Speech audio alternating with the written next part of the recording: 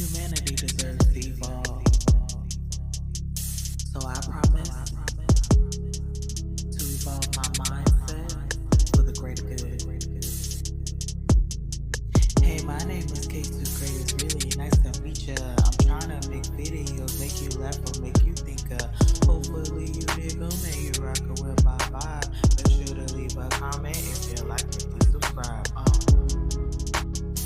Shout out to Biggs for this beat. I appreciate ya. What's up, Space Kitty? You looking good today. So here on this podcast, we like to talk and then we have a treat. The treat is usually just a vibe and the talk is usually a humanities talk. I know a lot of people don't like to talk about humanity, the state of sin, or like what we need to do for ourselves to get better. But these are the talks that we need to have with each other and within ourselves. So I hope you enjoy today's vibe. And after we have our humanities talk, we're going to get into some JoJo. So yeah, and that's definitely humanities right there. You know, you over here minding your business and there's somebody over here trying to plot on your demise. And whole time you thinking that, you know, they cool. Now, shout out to Mike, because he was the one that sent me these two videos that we're going to talk about today.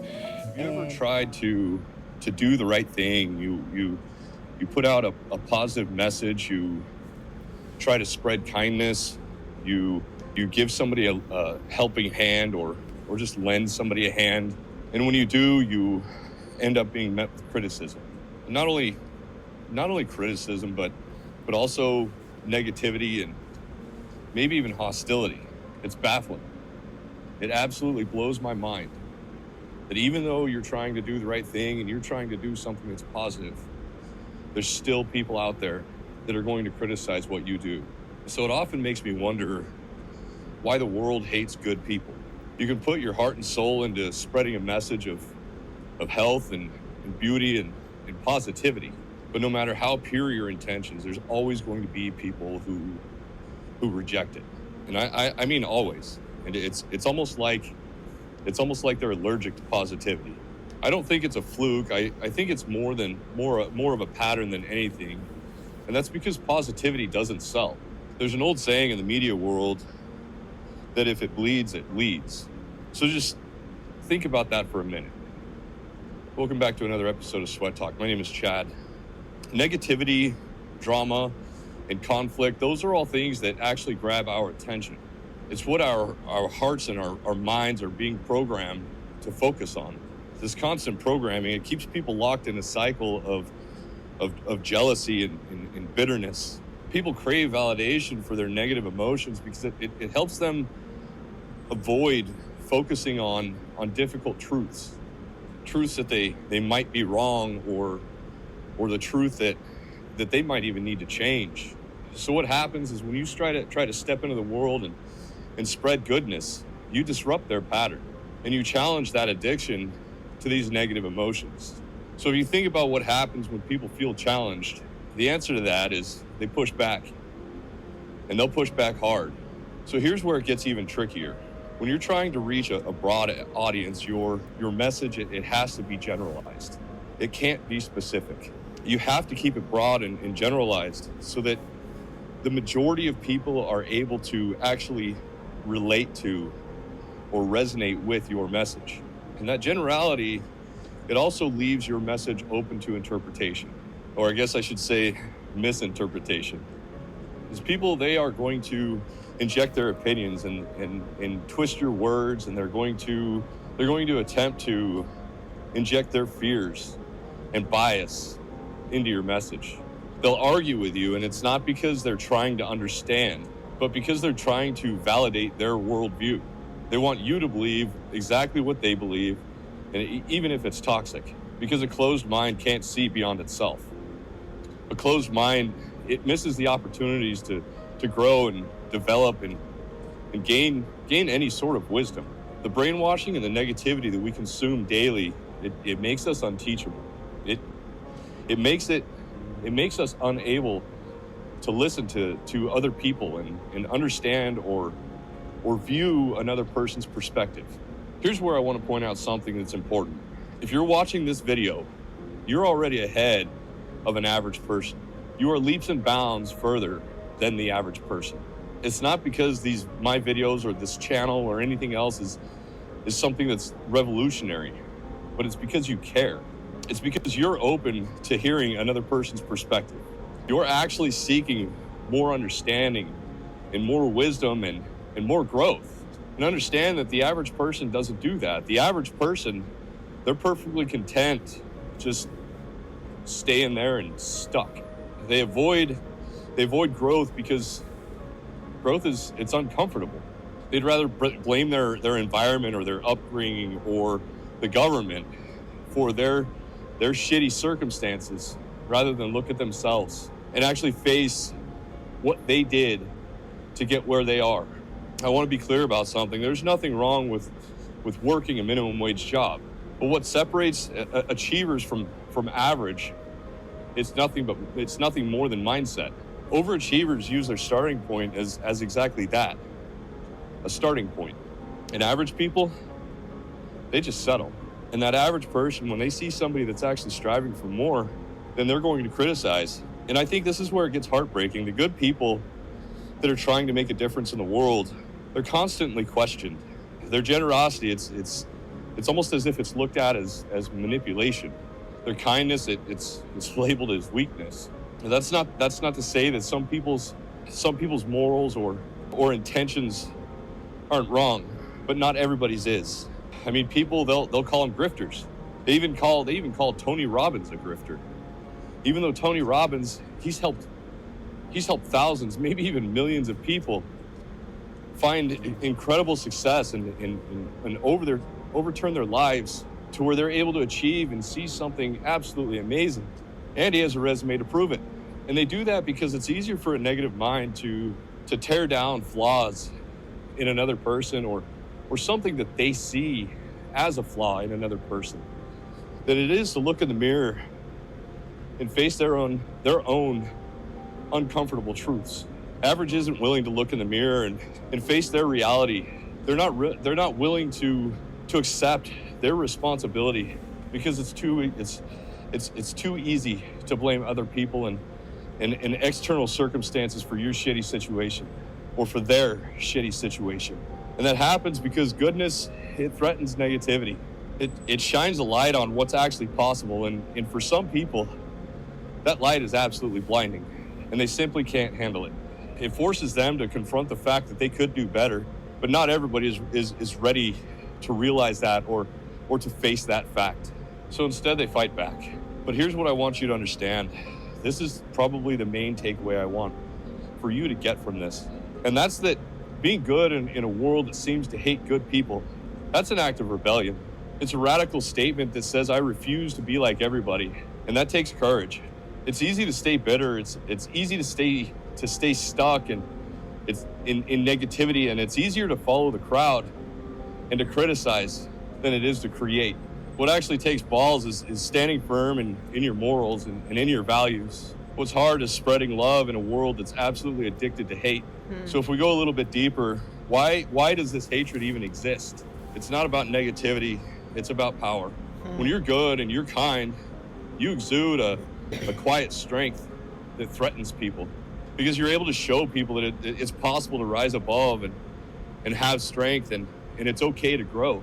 You show people that it's possible to rise above those circumstances and live with integrity. And that terrifies these people who live in fear. These people, they'll tell you that they're not afraid of anything, but they're afraid of their own shadow. They're afraid to look in the mirror. Understand that fear is at the root of hatred. And fear of change, fear of accountability, fear of actually seeing themselves for who they truly are. That's because once you truly see who you are, you can't hide it anymore. You're forced to confront your flaws and your limitations and your mistakes. So many people would rather just attack someone else than just look in the mirror. But here's the kicker. Good people they can't just simply stop being good just because it's hard. I mean, imagine if every single good person in the world just said, fuck it, I'm giving up. Imagine a world where nobody cared enough to be kind and to inspire other people. I can say for myself that that's not a world that I want to live in. So what do we do? How do we live in a world that so desperately needs exactly what it is that it hates? I think first of all, you have to be able to build resilience. You have to know who you are, and you have to be able to stand up for your values. You have to be so grounded in those values that no amount of negativity or criticism can shake. Second, you have to focus on your impact and not the reactions. It's not our job to please everybody. It's simply our job to just plant seeds. So when I say that, we also need to understand that some people, they may not get it, and understand that some people never will. But there's also people who will. There is people who do get it. And your efforts will be life-changing. Third, surround yourself with like-minded people. Find a community of like-minded, good-hearted people who are going to lift you up and remind you of why you started in the first place. Lastly, just keep being good. Keep spreading a word of positivity. Keep spreading that kindness, even in if nothing else, in spite of those negative people who do everything that they can to stop somebody from doing good. Because even in a world who doesn't always seem to appreciate it, the world actually needs it. So let me leave you with this. The fact that the world seems to resist goodness, it doesn't mean that goodness is wrong. It means that it's powerful. And we know this because anything that's powerful always gets resistance. So stay the course, be the light, and don't ever let anybody make you believe that being good is wrong or that being good is not worth it. Because as most of us already realize, the world needs more kind and good people. And we need to continue to come outside of our shells and share our experience and our vulnerabilities. And we need to fight all this hatred and fear and negativity, because we're all stronger together. In the end, we will win. So if you made it this far, do me a favor and go in the comment section and write that word good. Just that one word, good. Let's fill that comment section up with goodness. Let's show each other our kindness. Let's show each other how good we are. Let's treat each other good. Let's be good people. Let's not let those negative Nancys, let's not let them win. We can't let them win. And the more good we can share, the more positive the world will be. We have to fight this system. It's doing everything that it possibly can to tear down all of the goodness in the world and open our eyes and see the world as a good place and our lives as a good thing. Because if every single person healed from their trauma or tried to be a better person or made their environment a better space, I promise you the world around them would trickle down and be better as well. But we think that changing the world starts with everyone else, and that's when it starts to say, that's when the mindset start to be like, well, my way is better, no, my way is better, no, my way is better, no, my way is better. And then you start an even bigger division, because you're thinking that only your way is the great way, because you're trying to fix everyone to fit you in the way that you like it, when you just need to worry about your vessel. And you need to learn how to harmonize with those around you. So during the stream, my second video started to have a lot of feedback, so I'll just paraphrase. This is Carl Jung, okay? He was the person who came up with the philosophy that there is a collective consciousness instead of a personal consciousness like Sigmund Freud had. You can pause to read, but basically it states the contents of the collective consciousness have never been in consciousness and therefore have never been individually acquired, but owe their existence exclusively to heredity. Basically, that means that we get a lot of our consciousness from our past, our ancestors, things that they have been through, things that they experienced, and they pass that mindset down to us, and it becomes our consciousness now. But it is up to us to either keep that consciousness that has been passed down or to create our own version of ourselves. Carl spoke about archetypes like the devil, the angel, the lovers, and that there were a multitude of different characters that live in a consciousness. So life will issue us a standard path, right? And it's up to us to choose which way we end up going. We have to learn how to stand with our shadow instead of against it. A perfect example would be from Black Clover. One of the characters had to deal with his shadow energy and control it, work with it in order to become his best powerful self. He often battled with his shadow because he was scared of it or felt like he could never control it. Another great example that they pointed out is the villain and the superhero. How literally both can go through hardships, but one chose to go towards helping society and saving others, and the other chose to create chaos because that's all they ever known. If we don't find peace within our shadow, meaning what's bothering us, what's triggering us, what's holding us in that anger, in that emotion, if we don't find the peace in that, then we start becoming pieces of ourselves. We lose our identity, we lose our state of mind, and we become consumed in that vengeance, in that spirit of negativity, and we start acting upon it.